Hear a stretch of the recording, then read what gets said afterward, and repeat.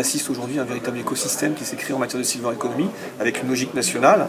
Le syndicat national de silver economy, bien évidemment, en est un acteur, mais il ne faut pas non plus mettre de côté les différentes régions qui se sont constituées en silver région, notamment en Ile-de-France, Silver Valley, mais il y a la Silver Normandie, il y a d'autres régions qui se sont emparées de la thématique de la silver economy.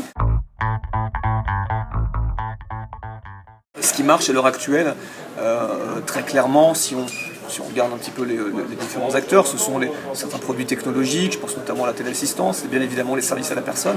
Mais il y a énormément de choses qui se mettent en place en matière de silver economy, parfois qui s'ignorent. Je pense aux loisirs, je pense à la culture, je pense au voyage également, et de plus en plus, les acteurs de la silver economy agrègent ce type de services et ce type de produits.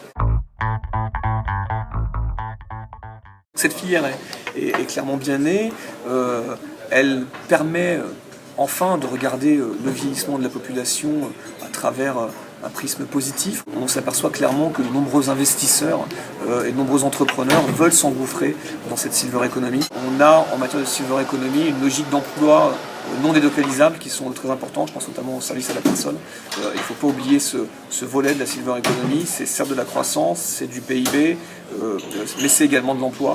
Et au sein du syndicat ASIPAG, on souhaite œuvrer pour que tous ces curseurs puissent aller de l'avant et le plus rapidement possible.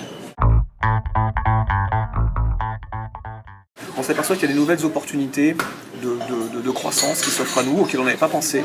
Et en ça, la silver economy a vraiment un rôle quelque part sociétal, puisque c'est lutter contre la désertification médicale, avec notamment la télémédecine, ça c'est un exemple. C'est lutter contre les phénomènes d'exclusion technologique en mettant à disposition de personnes qui n'ont pas encore de tablettes tactiles ou d'accès informatique, des outils qui leur permettent d'y accéder facilement. C'est travailler dans une logique intergénérationnelle. Donc on n'est vraiment pas forcément focus sur les personnes âgées, mais vraiment c'est une logique et un regard 360 qu'il faut avoir sur le vieillissement de la population. La logique de la silver economy avec ce regard et ce prisme de regard sur le vieillissement de la population est en train de réinventer ou d'inventer de nouvelles options, de nouvelles solutions, de nouveaux produits, de nouveaux services qui demain vont être utiles à tous. Donc on n'est pas forcément uniquement sur le vieillissement de la population, mais bien sur une logique d'adaptation de la société au vieillissement finalement.